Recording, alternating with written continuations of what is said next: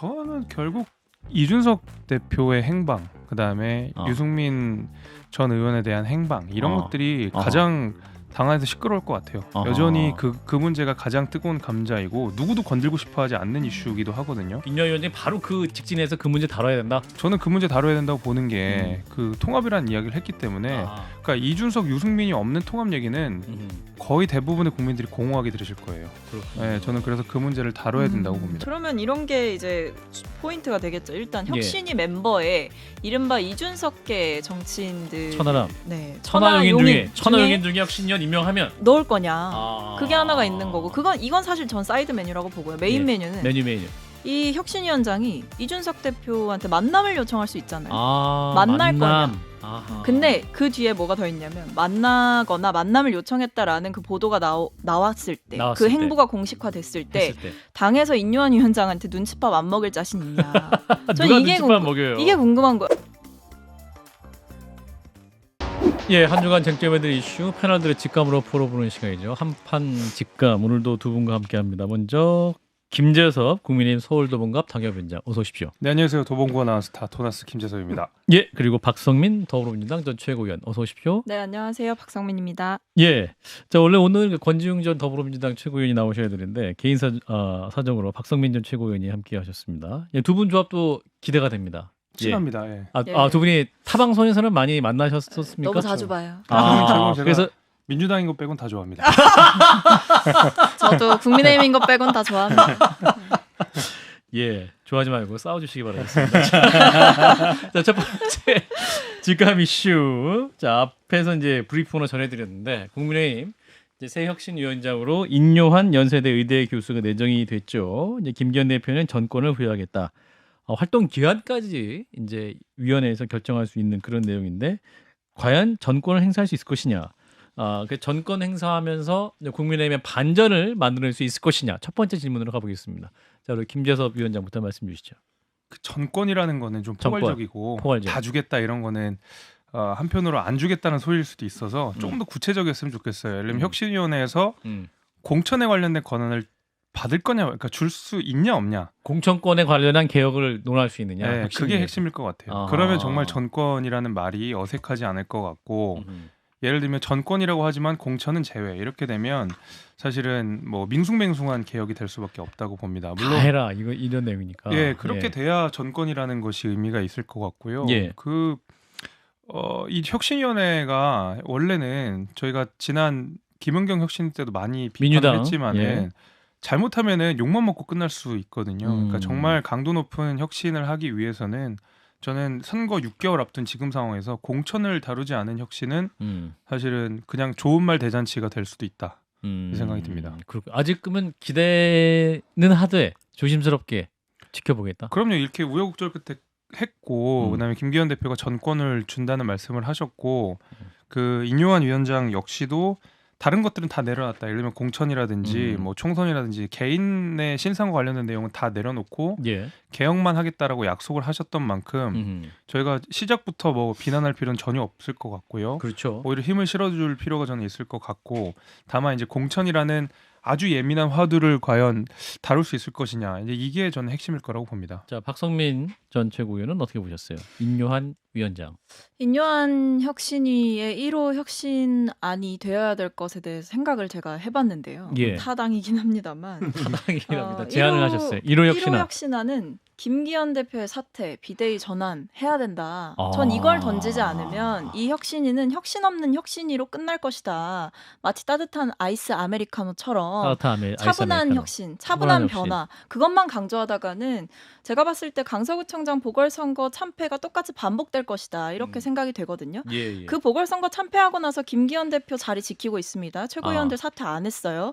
임명직 당직자만 몇 명 바꿨습니다. 근데 과연 그걸 국민들이 민심이 과연 그것을 변화로 보고 혁신으로 보십니까? 아니라는 거죠. 저는 그런 면에서 지금 김기현 대표께서 전권을 주겠다. 활동 범위와 내용 전면적으로 다 뭐든지 해라 이거 아닙니까? 기한까지. 이것을 후회하게 할 수 있는 것을 하지 않는다면 그저 인요한 위원장을 마치 김기현 대표의 그냥 바지 사장 같은 느낌으로 있을 수 있는 거죠. 전권 준 걸 후회하게 만들 정도로 아주 매서운 혁신을 해야 된다는 약간 말씀인데. 김은경 혁신에 대한 반성문 같은 느낌이 들었습니다. 반성합니다. 반성합니까? 아, 예. 저는 반성합니다. 매우 반성합니다. 반성문 매우 같은 반성합니다. 느낌이 들어서. 네. 박선민 전 최고가 했던 내용의 순으로 김재섭 위원장이 말씀해 주세요. 제1호 혁신은 뭐가 돼야 됩니까, 위원장님? 근데 이 혁신위가 제가 조금 전에도 말씀드렸지만은 공천 관련된 이야기를 이 공천 뜨거운 관련. 감자를 잡아야 되고 아, 또 이제 인요한 위원장의 첫 일성이 통합이라는 얘기를 꺼냈거든요. 그 얘기는 잠시 후에 듣고. 네, 그래서 아마 결국 통합이라고 하는 것은 그 국민의힘에서 다들 쉬쉬하고 볼드모트처럼 그 이름을 이야기하진 않지만 예. 이준석 대표와 유승민 전 대표 간에 어떻게 우리가 화학적 융합을 얻어낼 것이냐 이게 아마 제일 핵심이 될 것 같아요. 이 두 가지를 다루지 않으면 저는 그렇군요. 맹탕이라고 봅니다. 자, 인요한 국민의힘 혁신위원장 오늘 첫 인터뷰에서 어떤 말을 했을지 또 함께 보고 이어가겠습니다. 한 단어로 정리를 하겠습니다. 통합을 추진하려고 합니다. 통합을. 생각은 달라도 사람은 미워하지 말자. 이런 통합입니다. 국민의힘에 있는 많은 사람들도 내려와야 됩니다. 그 다음에 듣고 변하고 희생할 각오가 돼 있어요. 저는 또 이건희 회장님 말씀 중에 참 제가 깊이 생각한 게 와이프하고 아이만 빼고 다 바꿔야 된다. 많이 바꿔야 될 것 같아요. 예. 자, 인요한 국민의힘 신임 혁신위원장의 일성이었습니다. 통합을 추진하려고 한다. 생각은 달라도 사람은 미워하지 말자. 통합인데 누구와의 통합인가요? 여기 좀 김종혁 비대위원이나 통합 아까 말씀드렸잖아요. 이준석과 유승민? 이준석과 유승민이 없는 상태에서는 지금 저희 너무 통합 잘 돼요. 아, 주어는 없지만 그러면 이준석과 유승민과의 통합을 얘기한 것이다. 인요한 저는 위원장은. 그렇게 보는 게 왜냐하면 아. 지금 국민의힘은 통합이 너무 잘 돼서 문제지 통합이 안 돼서 문제는 아니라고 보거든요. 오히려 이준석 대표와 지금 유승민 전 대표 간의 갈등이나 마찰 같은 것들이 통합을 저해하는 거의 유일한 요소이기 때문에 저는 결국 인요한 위원장이 이야기하신 통합에는 저는 이준석 대표와 당연히 유승민 전 대표에 대한 이야기가 전제돼 있다고 생각합니다. 자, 김종혁 비대위원은 어떻게 보세요? 생각은 달라도 사람은 미워하지 말자. 이 주어는 이준석, 유승민이었다. 포함되겠죠. 근데 포함되겠죠. 그 어떤 특정인뿐만이 아니라 예. 사실 당이 통합이 잘 되어 있는 건 아니에요. 왜냐하면 우리 당이 거의 무슨 뭐 대구, 경북, 그다음에 부산, 그 어떻게 보면 영남당 중심으로 돼 있고 수도권 저도 뭐 원외위원장이고 우리 둘 다 원외위원장입니다만 예. 상당 부분 그 목소리가 제대로 반영되지 않고 있는 것도 사실이에요. 아, 그래요. 수도권의 목소리가 제대로 전달되고 있나? 당 지도부에? 그게 전달됐으면 이번에 선거에서 그렇게 적겠습니까? 아하. 제가 보기에는 뭐 통합이라는 것들은 아주 복합적이고 여러 의미를 지니고 있을 거라고 생각하고 그럼에도 예. 불구하고 저는 인요한 그 혁신위가 잘 될 거라고 봅니다. 왜냐하면 시대 상황이 무르익었어요. 그 시대적 상황이라는 게 사실은 저도 최재형 혁신위가 발족됐을 때 제가 거기 대변인이었거든요. 혁신위 대변인 출신. 근데 아무도 기억하는 사람이 없어요. 저희는 기억하고 저희도 있습니다. 기억하고 있습니다. 그때 당시에 생각해 보세요. 혁신이라는 것은 정말 당 지도부가 얼마나 전폭적으로 지지하느냐. 더구나 우리는 이제 여당이기 때문에 예. 대통령실에서 얼마나 지지하느냐. 이런 게 굉장히 큰 영향을 미치거든요. 그렇죠. 예. 근데 아까 제가 인요한 위원장. 교수가 신위원장. 자유인이라고 얘기를 했듯이 예. 이분이 거침없는 하이킥을 할 수 있는 그런 거침없는 한판 승부를 해주세요. 예, 거침없는 한판 승부를 하실 분이다. 이렇게 한판 승부를 할 수 있는 분이어서 이분이 예를 들어서 뭐 지금 얘기하잖아요. 많이 내려놔야 됩니다. 예. 이게 뭐예요? 만약에 진짜로 혁신위에서 뭐 4선부터는 같은 지역에 출마하지 못합니다. 뭐 이런 거 내놓으면 어떻게 될 것 같아요? 뒤집어질 겁니다. 당이 뒤집어질 수도 있어요. 그리고 당 대표께서 뭐 이번에 뭐 용태하시, 그러니까 뭐 예를 들면 뭐 이렇게 진두지휘를 하시되 출마하지 않으시면 어떻습니까? 이런 것도 만약에 이런 얘기가 나오면 또 당이 뒤집어질 수도 있고 그래서 상당 부분 어떻게 보면 무슨 안을 내놓느냐에 따라서 굉장히 저희 당이 시끄러워질 수도 있고 잘못하면 정말 배가 산으로 갈 수도 있는 그런 상황이긴 해요. 사고 치라고 하셨는데 이제 그런 내용인데 그럼 4선 의원 말씀하시는데 김기현 대표도 4선이니까 수도권 출마 권유 뭐 이런 것도 괜찮겠네요. 뭐 그럴 수도 있고 여러 가지가 사실은 뭐 아까 내려놓자 변화하자 뭐 아내와 자식 빼놓고 다 바꾸자 이런 얘기가 뭐겠어요. 그러나 통합하자 그 얘기는 그렇게 하더라도 우리 갈라지지 말고 잘 가자. 뭐 그런 얘기 아니겠습니까? 세게 할 테니까 그래도 통합해서 가자. 박성민 전 최고는 어떻게 들으셨습니까? 인요한 위원장의 일성. 저도 이준석 전 대표를 좀 포용하겠다라는 의지로 읽혔는데요. 아, 근데 저는 그래요? 위원장이 본인이 의지가 있어도 결국에는 내부 비판에 직면했을 때 위원장이 어떤 자세를 취할 것이냐. 그리고 위원장 지금 인요한 위원장 같은 경우는 외부인이기 때문에 그렇죠. 사실 그 내부의 비판에 직면했을 때 상당히 뒤로 밀려날 가능성이 높습니다.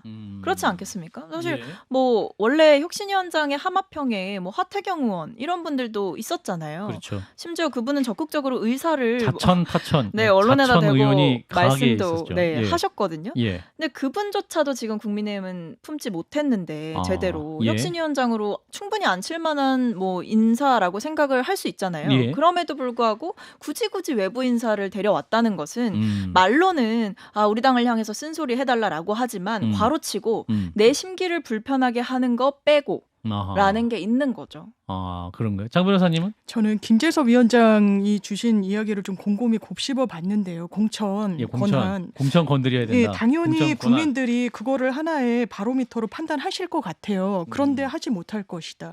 왜냐하면 지금 김기현 지도부로부터 정권을 부여받은 거 아니겠습니까? 예. 근데 김기현 지도부 자체의 공천 권한을 행사할 실권이 있다라고 판단하는 국민들 안 계실 거거든요. 아, 그래도 기대하는 분이 있을 겁니다. 아니 윤석열 대통령이 치르는 총선이라고 공고하게 이야기하고 있지 않습니까? 그런가요? 사실상 공천과 관련해서도 대통령실의 입김에서 자유로울 수가 없음을 아마 국민의힘 의원분들이나 다 뭐 당원들이 알고 있을 텐데 뭔가 권한을 부여받아서 실제로 국민들 보기에 좋은 새 신안을 내고 개혁 공천을 하고 한다? 상당히 어려울 것이다. 그렇다면 어떤 성과를 낼 수 있을 것인가? 김기현 지도부에 대해서 비토 목소리를 내고 새 신안을 주문할 때 또 김종영 위원님 주신 말씀대로 예. 상당히 당이 또 경랑 속으로 휩쓸릴 거고 그렇다면 이 구도상 어떤 역할을 과연 해낼 수 있을 것인가? 김문경 혁신위 체계에 대한 반성 목소리가 나왔지만 사실상 거기에 비판을 했을 때 국민의힘의 입장에서 뭔가 더 나아가는 플러스 알파가 있을 수 있을까 이런 생각이 좀 들긴 합니다. 자, 김정욱 비대위원. 저는 뭐랄까 지금 이제 그 김기현 대표가 두 차례에 걸쳐 그러니까 선거에서 강서에서 패배를 했고 예. 그다음에 임명직을 교체하는 데 있어서 두 번을 스트라이크를 먹은 거예요.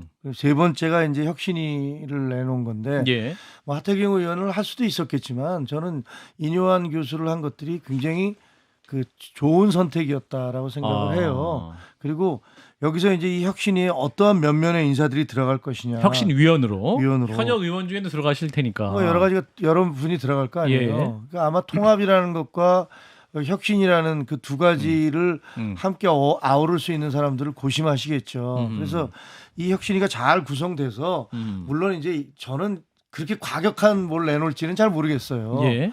그 아까 뭐 과거부터 말씀드렸지만 헌법재판소에 만약에 소송이 들어갈 경우 과연 그게 견뎌낼 수 있을 것이냐 예. 뭐 이런 것들이 있기 때문에 뭐 얼마 제한 금지, 출마 금지 이런 것들이 아니다 하더라도 예. 다양한 방법으로 이 개혁과 혁신이라고 보여질 수 있는 안들을 도출할 수 있다고 생각을 해요. 혁신위 인선 말씀하셨는데 이제 인요한 위원장은 구체적으로는 능력 있는 분들 다 보고 있다. 그리고 여성이 많으면 좋겠다 이런 말씀을 하시네요.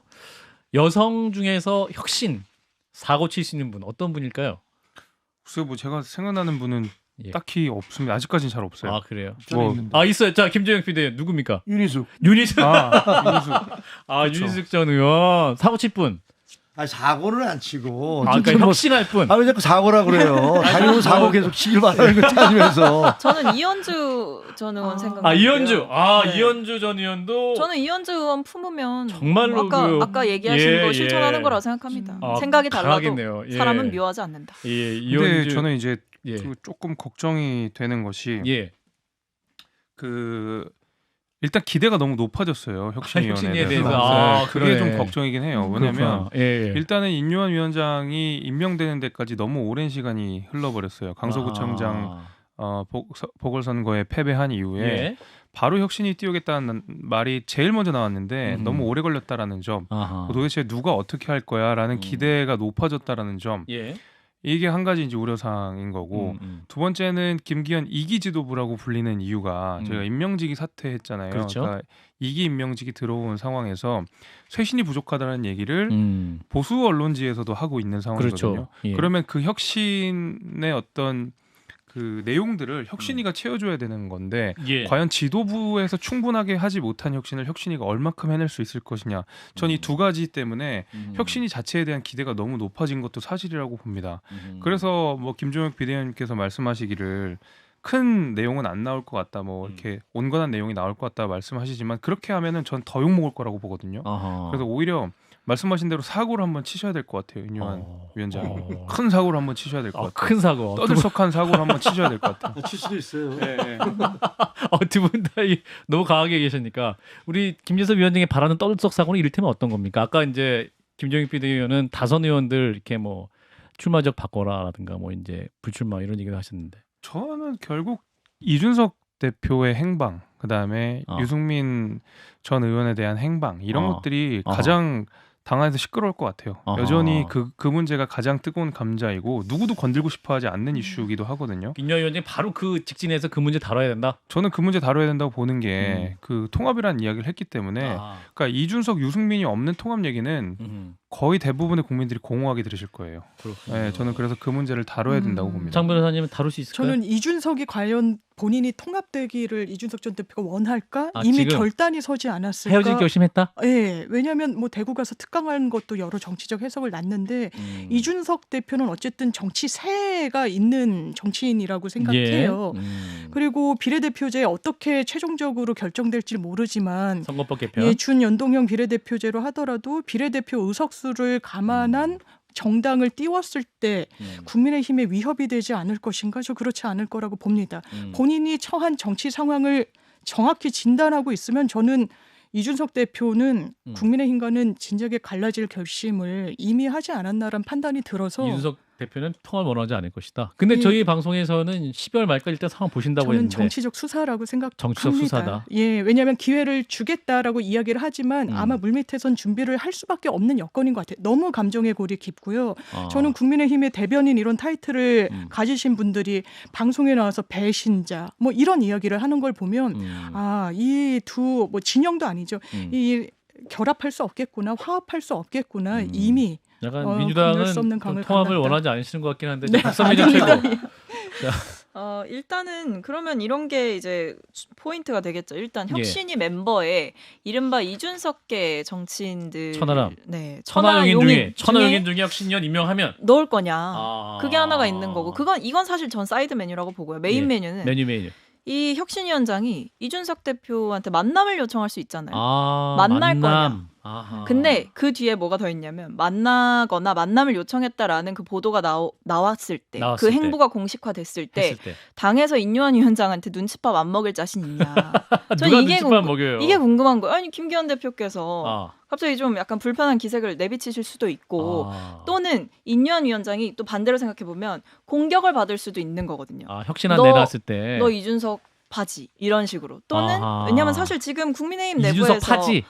그런 식으로 묶어서 비판할 수 있는 거고 마치 이준석 전 대표를 그 몰아냈던 과정처럼 혁신위원장에게 전권을 준다라고 했던 초반과는 달리 인요한 위원장이 더 혁신적이고 개혁적인 행보를 하고 뭐 유승민 전 의원, 이준석 전 대표 그 통합의 손길을 뻗쳐나갈수록 오히려 저 사람은 적임자가 아닌 것 같다. 혁신에 있어서. 뭐 그런 식으로 자기 정치한다. 이런 비판하면서 손발 다 자를 수 있다. 저는 이렇게 생각합니다. 인요한 위원장이 오히려 통합을 이준석 전 대표로 할 경우에 오히려 당내에선 그런 반발이 있을 수 있죠. 자, 김종익 비대위원님. 아니 저는 뭐 김기현 대표가 아까 투 스트라이크 얘기했지만 투 스트라이크 이후에 혁신위를 가동을 하면서 이제 안타를 친 거라고 생각을 해요.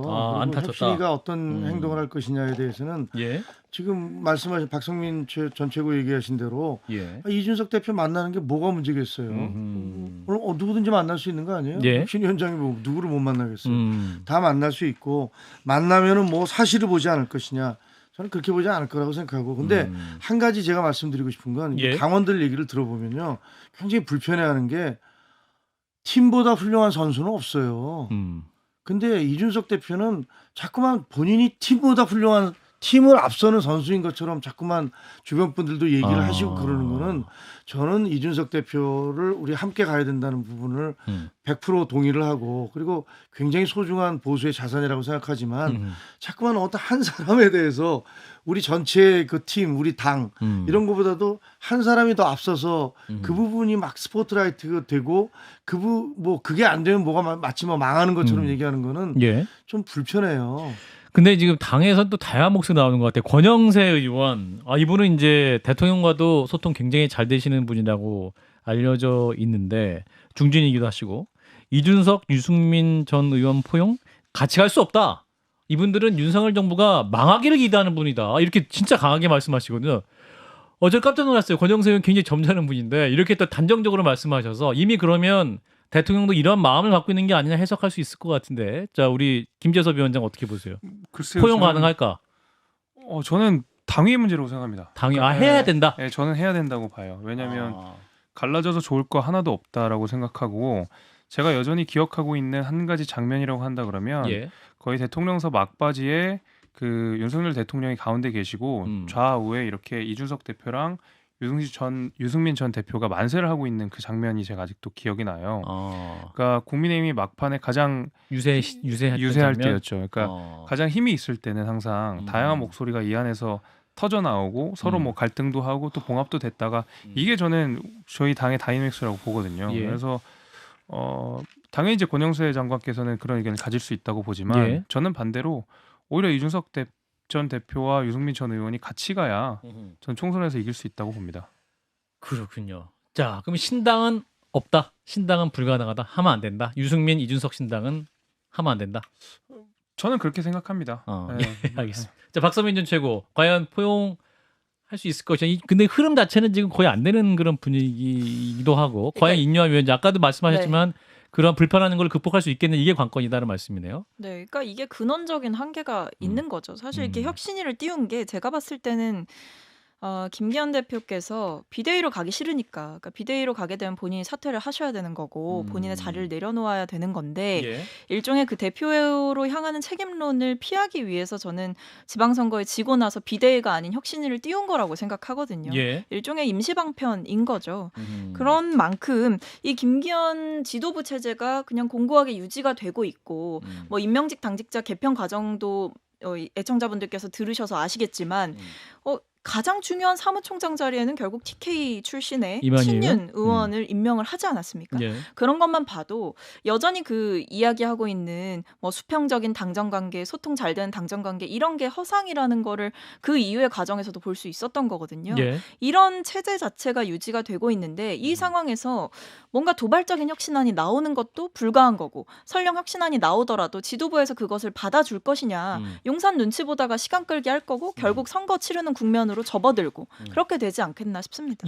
자 장혜미 변호사님은 이준석 신당 가능성 혹은 만약에 신당 창당이 되면 그 파급력은 어떻게 보시는지 장 변호사님하고 상당할 거라고 생각하고요. 상당할 거다. 권영세 전 장관의 말이 상당히 의미심장하다고 생각합니다. 이분이 어떤 분이냐면 당이 막 혼란 그 대선 국면에서 김종인 비대위원장이 막 갈라서고 이랬을 때 당을 그 선거 캠페인을 완전히 다 수습하신 분이고 대통령관 43년직이에요. 2년 서울법대 선배, 형이라고 사석에서는 한다는 분이죠. 학회 선후배. 본인이 말을 어떤 식으로 어떻게 할 때 이게 대통령의 의중으로 읽힐 수 있다는 걸 누구보다 정확하게 알고 있는 정치인입니다. 그런데 윤석열 정부가 망하기를 기대하는 사람들이다. 이거는 정치권 안팎에서 대통령과 소통한다고 하는 이른바 보수 진영 스피커들이 하는 편이 있을 때 하는 말들과 상당히 일치해요. 저는 이게 대통령실의 의중일 거라고 봅니다. 그렇다면 다른 선택지는 없고 신당, 이게 비례대표제 연동형으로 해서 신당 창당할 거고 아마 국민의힘에 상당한 타격이 될 겁니다. 20초. 아니 뭐 민주당 쪽에서는 뭐 혁신위원장 뭐 이렇게 얘기하시다가 결국은 혁신이 안 될 것이고 뭐 망할 것이다 이렇게 얘기를 하시고 있잖아요. 두 분 다 그렇게 얘기하시네. 아니 망할 거라고는 아니에요. 그 정도는 그다음에 뭐 혁신이 출범할 때도 마찬가지였으니까. 유승민, 이재명 뭐 신당은 만들어질 것이다. 이건 뭐 그냥 제가 보기에는 민주당 지지자들의 희망사항이시겠죠. 근데 저는 그렇게 가지는 않을 것이다. 혁신이도 새로운 그 전환의 계기가 될 것이고 유승민, 이재명 신당은 아마 쉽지 않을 것이다. 네, 여기서 잠깐 마무리합니다. 예, CBS 라디오 박정희 한판승부 2부 문을 열었습니다. 오늘 민주당이 어제 김기현 대표가 제안한 여야 대표 회담 대신에 윤석열 대통령과 여야 대표가 만나는 3자 회동을 역제안했습니다. 정청래 더불어민주당 최고위원은 이에 대해서 김기현 대표를 두고 권한 없는 바지 사장과 의미 없고 효과 없는 시간 낭비를 하는 것보다 대통령과 이재명 대표 회담이 이루어지길 바란다 이렇게 주장하기도 했는데요. 관련 영상을 보고 질문 이어가겠습니다. 마지막으로 민생 국회가 되도록 여야 대표 민생 협시 회담을 개최하고자 제안하고자 합니다. 언제 어디서든 형식과 격시에 구애받지 않고 야당 대표와 만나겠습니다.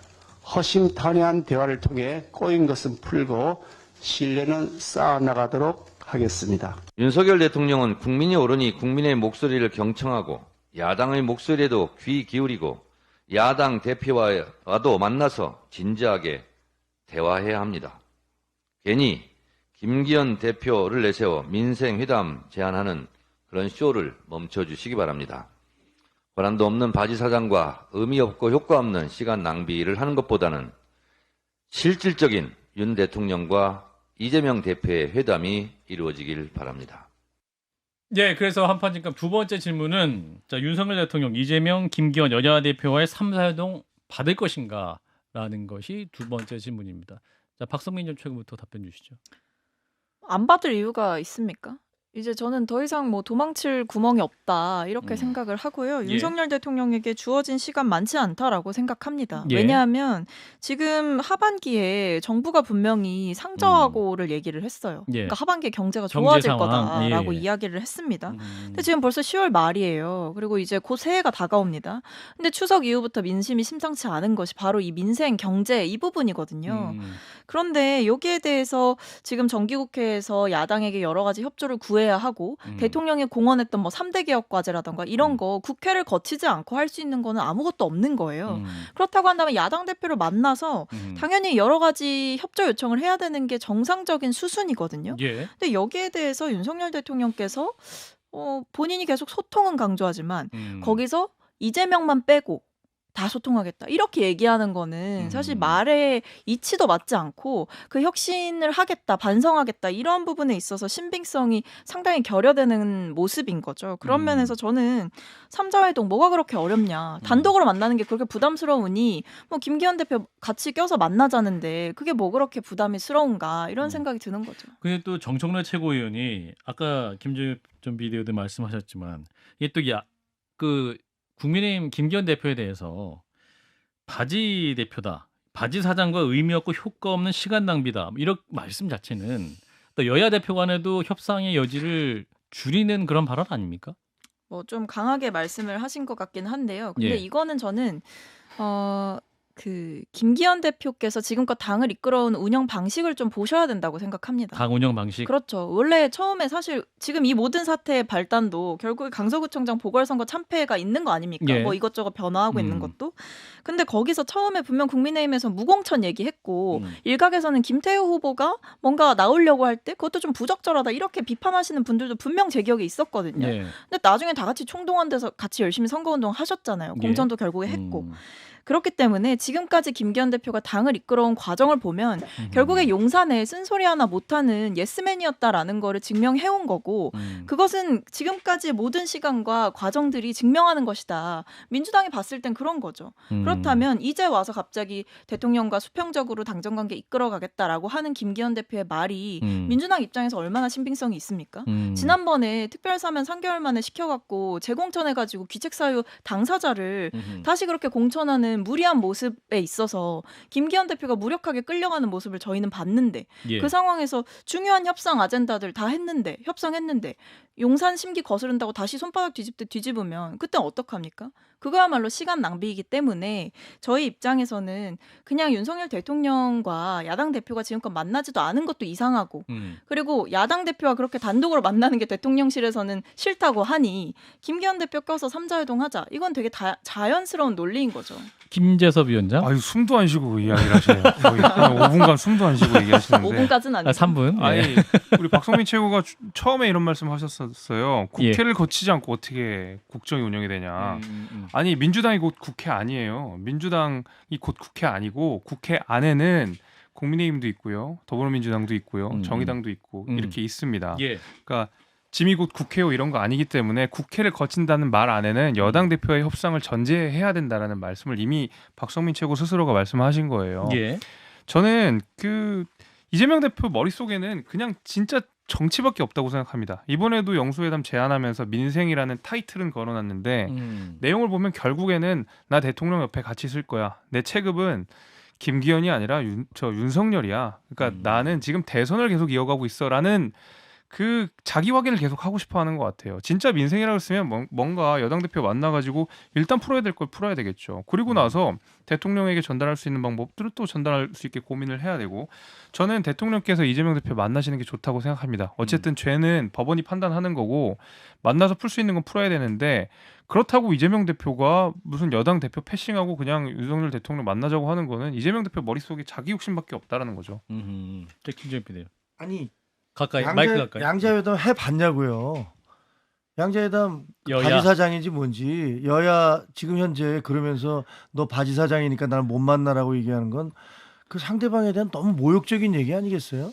근데 그거를 예를 들면 지금 이제 그래 뭐 어쨌든 그 이전에 우리가 열심히 싸웠는데 이런 것들에 대해서 국민적인 비판도 있고 하니까 만나서 그럼 얘기를 해봅시다.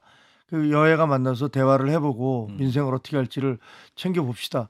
아니 해본 다음에 그럼에도 불구하고 이거 잘 안 되겠다라든가, 아니면 잘 됐으니까 이번에는 대통령까지 껴서 같이 해보자라든가, 뭐 이렇게 가야지 그 정상적인, 쉽게 얘기하면 민생을 챙긴다는 민주당이 원하는 대로 가는 거 아니겠어요? 그게 정쟁을 벗어나는 방법 아니겠어요? 근데 그런 제안을 했더니 너는 바지사장에서 못 만나고 나는 저 삼자로 만나든지 나하고 만나주든지 이렇게 얘기를 하면서 명색은 뭐 민생을 계속 내걸고 있으니까 그건 좀 너무 과한 얘기다, 이런 생각이. 예, 그리고 일부에서 이제 국민의힘 홍석준 의원과 인터뷰를 할 때 이재명 대표의 어떤 3자 회동 제안 진정성 없다라고 말하는 이유 중에 하나가, 이재명 대표 이제 당무 복귀한다면 첫 일성이 내각 총사퇴였다. 장관 다 물러나라는 얘기 아니냐. 그래놓고 무슨 민생을 얘기하냐. 진정성 전혀 없다는 얘기인데, 사실 내각 총사퇴하면 진짜 청문회 처음부터 다시 해야 되고 정말 민생 챙길 시간 없는 거 아닙니까? 이 부분은 민주당도 답변을 해야 될 것 같아요. 그만큼 내각에 대한 국민 여론이 좋지 않고, 저는 이게 정치적인 수사라고 봐요. 진짜 내각을 총사퇴를 어떻게 시킬 수 있겠습니까? 지금 국면에 인물난을 엄청나게 겪어서 여성가족부 장관도 사실 뭐 이렇게 수사다. 국민들 앞에 좋지 않은 모습 보여드리고 있는 국면 속에서 이거는 그만큼 쇄신하고 혁신해야 된다라는 이야기를 하고자 했던 의도로 풀이가 되고요. 저는 윤석열 대통령은 김기현 대표를 경유해서 만나는 권력의 최정점에 있는 사람이 아니라고 생각합니다.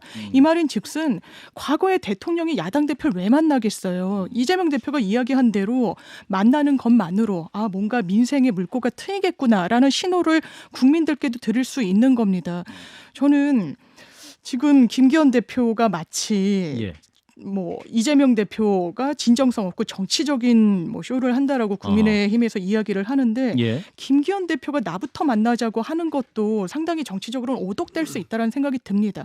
대통령이 누구보다 이재명 대표를 만나기 싫어하는 의중을 헤아리고 그 앞길을 나부터 밟고 가란 취지로 해석될 수 있도록 하는 거는 국민들 보시기 좋지 않아요. 저는 그럼에도 불구하고 나부터 밟고 가라. 저는 국민의힘 윤석열 대통령이 이재명 대표 아마 안 만날 겁니다. 뭐 한 언론에서 불통이지만 무섭게 변하는 사람이라고 평가했던데, 저 그렇다고 평가하지 않습니다. 크게 변하지 않을 겁니다. 그렇다면 전 김기현 대표라도 만나서 어떻게든 꼬인 물꼬를 푸는 방향을 모색했으면 좋겠습니다. 예, 김정일 PD. 일단 정치적 수사로 들리십니까? 이재명 대표의 내각 총사퇴?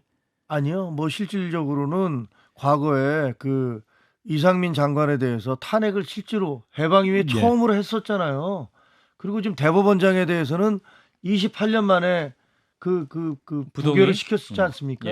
그다음에 걸핏하면 국방장관에서도 탄핵을 하겠다 뭐 이런 얘기를 하셨었잖아요. 민주당에서 해임 건의안 총리에 대해서 내시고 지금 이 정부에 대해서 정부가 제대로 돌아갈 수 있도록 협조를 해주고 있습니까?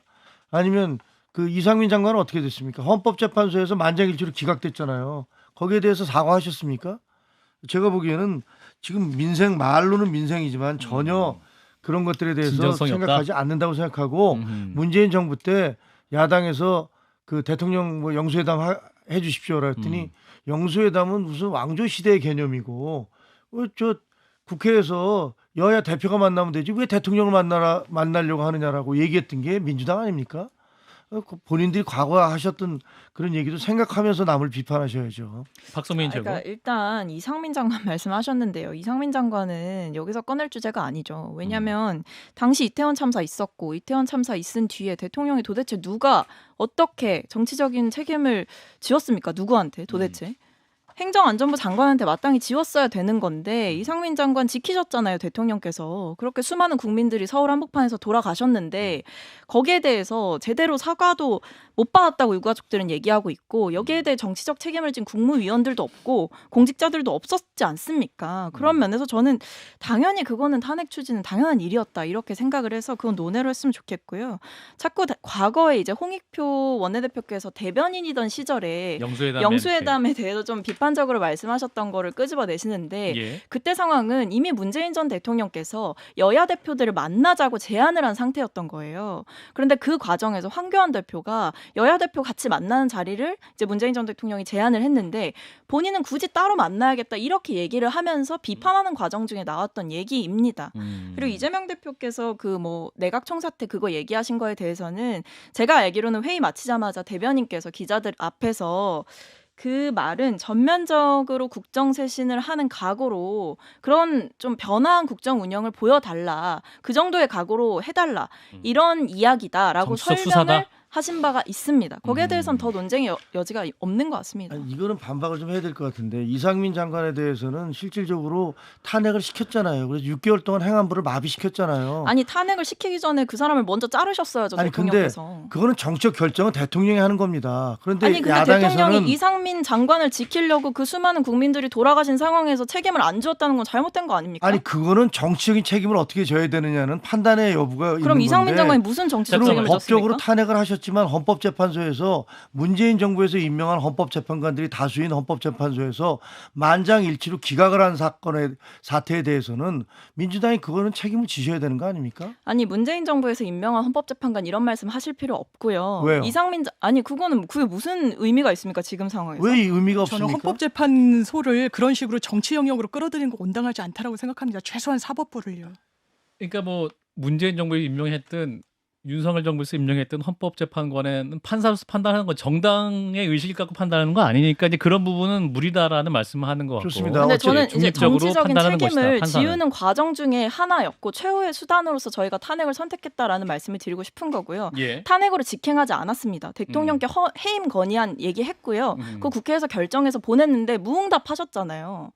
그럼 정치적으로 그때 결정하시지 그랬습니까? 박성민 최고위원 말씀에 그 경청할 부분이 있다고 생각합니다. 근데 그 말씀을 우리 김기현 대표께 하시면 매끄럽지 않겠어요? 그럼 네. 나오시면 제가 아니 하는 걸로. 그거를 그러니까 이재명 대표가 그 요구를 김기현 대표한테 하세요. 양자에다 그래야 뭐 대통령을 만날 명분도 되고 음. 김기현 대표 욕할 명분도 되는 거지. 만나지도 않아 놓고서는 이랬다 저랬다 얘기하는 거는 저는 그냥 결국 정치적 목적밖에 안 된다고 생각하고 억울한 게 많고 비판할 게 많다고 생각하면 김기현 대표 만나서 일단 푸는 게 선결 과제입니다. 이재명 대표도 진짜로 김기현 대표 여야 대표끼리 만나시면 안 돼요? 그러니까요. 제 말도요. 아니 저는 아까 김재석 예. 위원장 말씀에 반박하려는 건 아니고 예. 대통령 옆에 서 있는 나의 모습을 보여주려는 정치적 의도 상당히 동의하기 어렵습니다. 대통령 옆에 서는 것이 국민들께 뭐 위상을 높여주는 행위가 아니에요. 대통령의 지지율 한번 보세요. 어쨌든 대통령이 지금 난국을 타개하기 위해선 야당 대표 만나야 됩니다. 너무 당연한 거고요. 저는 좀 놀랐던 게 다른 이야기일 수도 있지만 쇄신안에 고위당정을 정례화하겠다는 내용이 들어가 있더라고요. 아 지금까지 고위당정을 정례화하지 않았어? 비공개 비정례화로 했다라고 하더라고요. 제가 기자를 했을 때도 정례화하면서 모두 발언을 공개를 하고 끝에 어떤 성과가 있는지를 기자들한테 다 설명을 했었습니다. 그래야 민생이 어떻게 뚫리고 있는지를 보여드리는 것이거든요. 국민들께. 예. 그것조차 국면이 꽉 막혀 있었는데 이걸 쇄신안으로 이야기하는 집권 여당과 대통령실이라면 상당히 실망스러운 건 많아요. 자, 김재섭 위원장님. 그래서 네. 만약에 또 아까 뭐 저도 뭐 이재명 대표가 만나면 안 되냐 그 민주당의 질문도 했지만 대통령도 아예 그 이제 재판은 법원에 맡기고 이재명 대표를 과감하게 만나서 같이 웃으면서 말씀하는 얘기를 하면 대통령 지지율이 훨씬 더 올라갈 수 있지 않을까요? 글쎄요, 뭐 제가 대통령 입장에서 웃음이 나올 것 같지는 않고 이재명 대표를 만나서 그렇게 웃음이 안 나와요? 웃게 하실 것 같지는 않고요. 그래요? 예. 안 웃어? 예. 안 웃어도 되니까 그래도 건조하게 두 분이 같이. 저도 그래서 저희 윤희석 대변인도 그런 말씀하셨잖아요. 예. 야당 대표 다 같이 해서 만나 보는 건 좋을 것 같다 말씀하셔서 저도 어쨌든 야당 대표 만나시는 건 좋다고 생각합니다. 어쨌든 죄는 법원이 판단해 줄 거고. 그렇죠. 예, 저는 거기에 대해서는 김재익 비대위원님. 아니 그 처음에 이게 체포동의안이 넘어와서 구속이 되느냐 마느냐 네. 여부가 있었잖아요. 예. 그러니까 그런 상태에서 야당 대표 만나기가 참 쉽지 않아요. 그런데 일단 기각이 됐지 않습니까? 그렇죠. 그래서 이제 불구속 기소가 돼갖고 가면은 그것도 좀 다른 차원의 문제가 되는 거죠. 재판은 진행되고 있는 거니까. 네, 그럼 뭐 재판은 재판정에서 가는 거고. 근데 그 이전에는 이것을 뭐 기소를 해서 뭐 체포 동의안을 내서 체포 동의안이 통과되느냐 안 통과되느냐. 만약에 재판정에 갔을 때 이게 바로 구속이 되느냐 어떠느냐 이렇게 돌아가는데 대통령이 만나서 얘기하기는 참 쉽지 않을 거라고 생각을 해요. 근데 그 단계가 넘어가서 다음 단계로 넘어갔으면 그거는 만날 수도 있다고 생각을 해요. 이제 재판은 불구속 기소에 대해서 재판정에서 벌어지고 있으니까 그것과는 관계없는 이제 구속이냐 아니냐의 문제는 결정이 됐으면 그냥 만나서 얘기를 할 수 있다고 생각하는데 예. 그것도 그렇게 감정의 앙금이 서로 골이 깊어졌는데 갑자기 하기가 쉽지가 않으니 여야 대표가 만나서 얘기를 하고 그 다음에 또 이제 그 다음에 3자가 같이 만날 해서 수도 3자가 있고. 만나고 이런 단계로 가면 되는데 예. 그 만나는 걸 뭐 나는 뭐 여당 대표 바지 사장이니까 만날 수가 없어 이렇게 얘기를 하면은 그러면 그 대통령이 만나는 것은 자 우리 대표는 바지니까 거기 상대하지 말고 나랑 상대해 이렇게 하자는 겁니까? 그러면 대통령이 그럼 집권당에 있는 우리 의원들이나 원외 당협위원장들은 그걸 보면서 기분이 어떻겠어요? 야 대통령은 야당이랑 직접 상대하고 우리 당 대표는 허수아비고 바지니까 뒤로 물러가 있으라는 소리구나. 그런 얘기를 대통령이 여기서 어떻게 합의가 할 수가 됐어요. 있겠어요? 한판 승부에서 일단 양당 대표가 만나고 그 다음에 3자가 만나는 요안은 받으시겠습니까? 박성민 전 최고. 저는 3자로 만나는 게 전제가 되면은 전제가 되면 여야 대표 만나는 거 뭐 언제든지 할 수 있죠. 전에 만나든 후에 만나든. 3자에 만나면 아무 식당에 들어가서 사장 나오라는 거잖아요. 이건 계속 이재명 대표가 그거 아. 아니면 매니저랑 사장이랑 같이 아니 만나자 근데 뭐 이런 건데. 사장이 예. 본인 남의 말을 안 듣는데 어떡합니까? 예. 그래요. 아유, 이렇게 만나기 이재명 어렵네요. 대표는 예. 딱 보면 3자 회동을 하잖아요. 예. 속된 말로 예. 그 김기현 대표 개무시하면서 직접 대통령하고 계속 자기만 얘기하려고 하면서 할 겁니다. 그래서 야 야 니네 국민의힘 니네는 아무것도 아니야. 나는 직접 대통령하고 상대할 거야.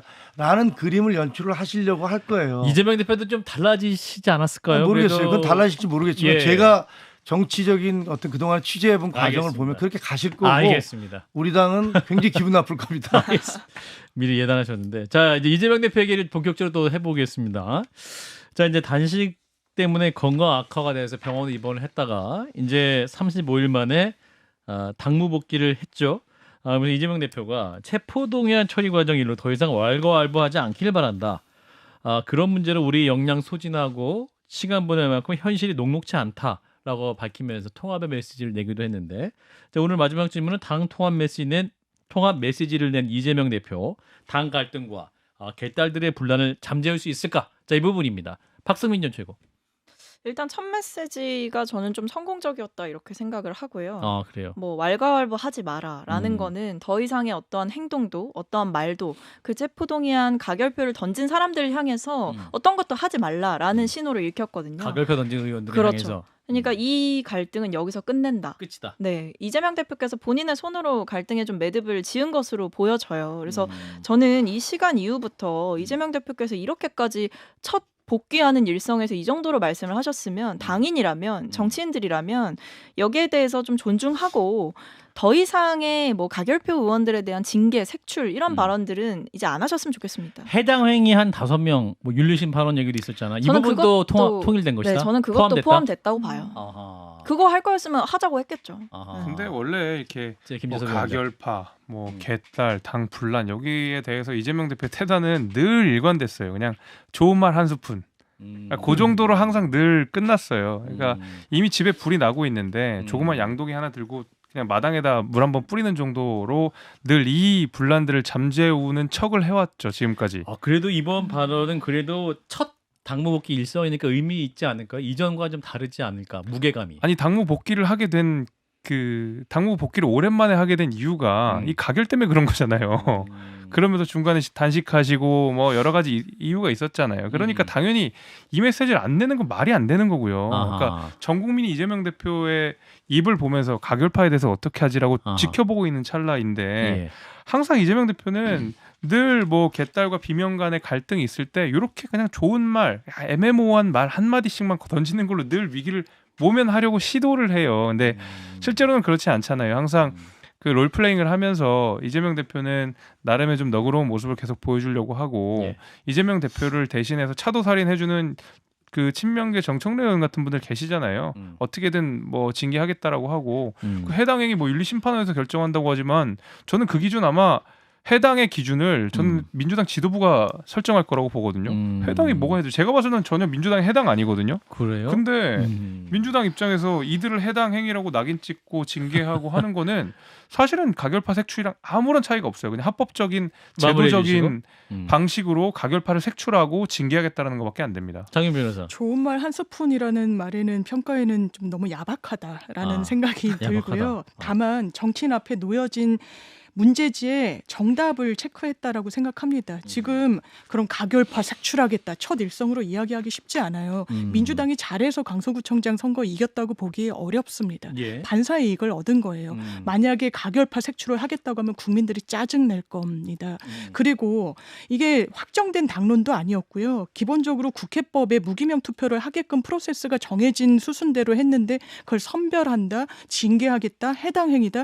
지금 민주당이 그렇게 한가하지 않습니다. 그렇기 때문에 이재명 대표는 저는 이게 진심이라고 생각해요. 이렇게 한가한 때가 아니다. 우리 왈가왈부할 수 없다. 예. 그리고 얼마나 할 일이 많습니까? 지금 R&D 예산도 그렇고요. 예산국회에서도 정말 국회는 또 예산을 이렇게 올릴 권한은 없다고 하더라고요. 이제 예. 깎을 권한만 있는데 그래도 할 역할이 너무나 크고 실정을 또 잘 전선을 명확하게 해서 부각시킬 필요도 있기 때문에 저는 이게 진정성 있는 일성이었다고 생각합니다. 예, 저 이재명 대표의 발언, 그러니까 승리한 후 SNS에도 우리 안에 작은 차이를 넘어서 단합하고 갈등과 분열을 넘어 국민의 저를 하나로 모아 위기 극복하자. 또 유세장에서도 우리 안에 작은 차이 극복하자는 말을 계속 해오지 않았습니까? 그게 하나만 하는 소리라는 말이 제 국민의 말 그 입장에서 말입니다.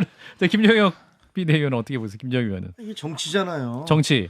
아니 지금 국민의힘이 그 강서구청장 패배 이후에 예. 뭐 상당히 논란도 있고 여러 가지 어려운 상황인데 여기서 뭐 민주당이 내분을 벌이면 또 관심이 글로 갈 텐데 아하. 그걸 뭐 하려고 그런 짓을 하겠습니까? 그러니까 기본적으로는 우리 당이 국민의힘이 굉장히 어려운 상황을 이쪽에서는 오히려 정반대로 우리 당은 이렇게 통합을 하고 있고 잘 나갈 거야라는 메시지를 이렇게 던져주는 거 그건 정치인으로서 당연히 할 수 있는 거고 그 이재명 대표가 잘못한다고 생각 안 해요. 그건 뭐 잘하고 있는 거죠. 뭐 나름대로는 전략적인 판단을 해서 가는 건데 그런데 그게 과연 그게 끝까지 갈 수 있을 것이냐? 그게 과연 그 나중에 공천을 둘러싸고 그게 실천으로 이어질 수 있을 것이냐? 저는 뭐 전혀 안 될 것이다. 그렇게 보죠. 국민의힘 두 분은 끝까지 안 갈 것이고 이것이 그냥 어떤 좋은 말일 뿐이다라는 건데 자 박성민 전 최고가 아니라고 말해 주세요. 아닙니다. 아닙니다. 내기 500원 내기. 저는 당연히 이거는 예. 끝까지 이제 갈 수밖에 없는 노선이다. 통합의 노선이다. 이렇게 보고요. 예. 오히려 이재명 대표께서 정말 본인이 큰 정치인으로 계속해서 자리를 유지하겠다라고 생각하신다면 여기서 뭐 해당 행위자네 가결파네 하면서 그런 사람들을 다 갖다 버리는 게 본인한테는 더 해가 되는 일이거든요. 예. 그리고 민주당에도 마이너스죠. 사실 그렇게 되면 민주당 내부의 폐쇄성이 굉장히 강해지는 거거든요. 그런 점에서 저는 어리석은 선택보다 현명한 선택을 하는 게 이 시점에서 무엇보다 중요하다 이렇게 봅니다. 네, 박정희 한판 승부 CBS 라디오 함께 하시고요. 한판 직갑 오늘은 여기까지입니다. 김재섭 국민의힘 서울 도봉갑 당협위원장, 박성민 더불어민주당 전 최고위원 두 분 고맙습니다. 감사합니다. 좋아요, 구독, 알림 설정.